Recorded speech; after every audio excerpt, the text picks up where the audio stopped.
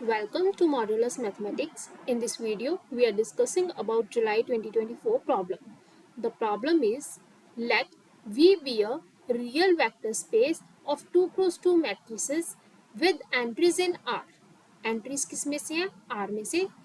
उसके बाद हमारे पास एक मैपिंग डिफाइन की हुई है T, V से लेके V तक, denoted the linear transformation TB is equals to AB for all B belongs to V. ए हमारे पास एक मैट्रिक्स दी है दैट इज 2001.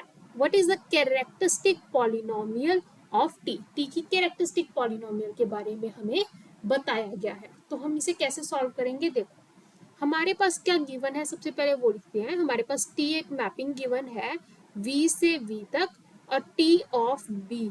b जो है हमारा v का मेंबर है वो बराबर है a b के. हमारे पास जब भी लीनियर ट्रांसफॉर्मेशन गिवन हो उसे कोशिश करो मैट्रिसेस में कन्वर्ट करो, क्योंकि मैट्रिसेस के साथ हम थोड़ा ज़्यादा फैमिलियर होते हैं. The second thing is characteristic polynomial of T पूछा है. जो हमारी कैरेक्टरिस्टिक पॉलिनोमियल मैट्रिसेस की होगी, जो भी इससे मैट्रिसेस बनेगी उसकी कैरेक्टरिस्टिक पॉलिनोमियल होगी, वही टी की कैरेक्टरिस्टिक पॉलिनोमियल होगी. तो हमारा जो सबसे पहला जो मोटिव है वो है इसे कैरेक्टरिस्टिक पॉलिनोमियल में मैट्रिसेस में कन्वर्ट करना. So T of B is equal to, पहले मैं ए की वैल्यू पुट कर देती हूँ, दैट इज 2001. उसके बाद बी. अब हमारे पास मैट्रिसेस कैसे बनाते हैं? मैट्रिसेस बनाने के लिए हमारे पास होती है बेसिस बनानी होती है हमें. उसके बाद हम उसका यूज करके क्या करते हैं आगे बनाते हैं.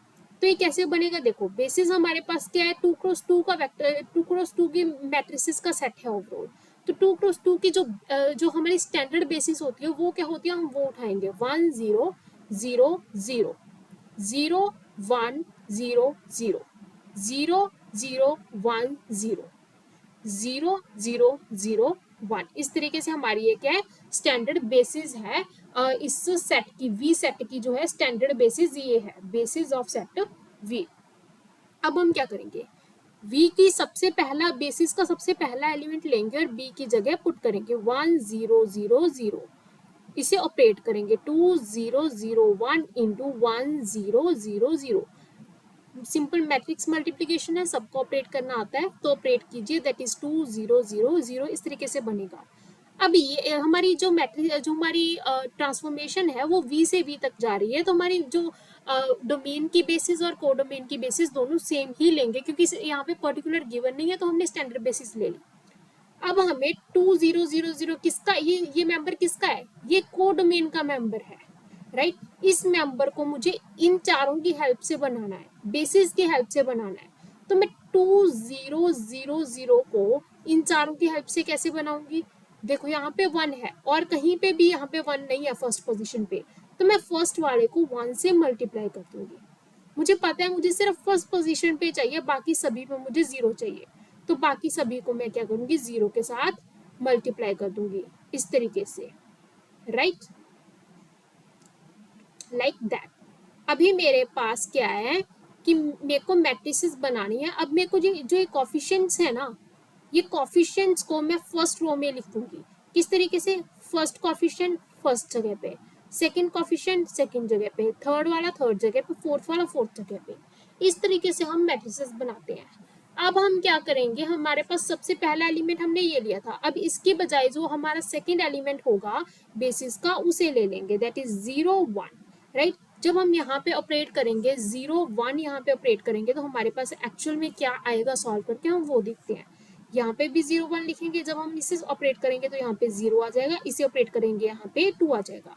अब हमें इनके लीनियर कॉम्बिनेशन से एलिमेंट कौन सा बनाना है, दैट इज 0 2 0 0.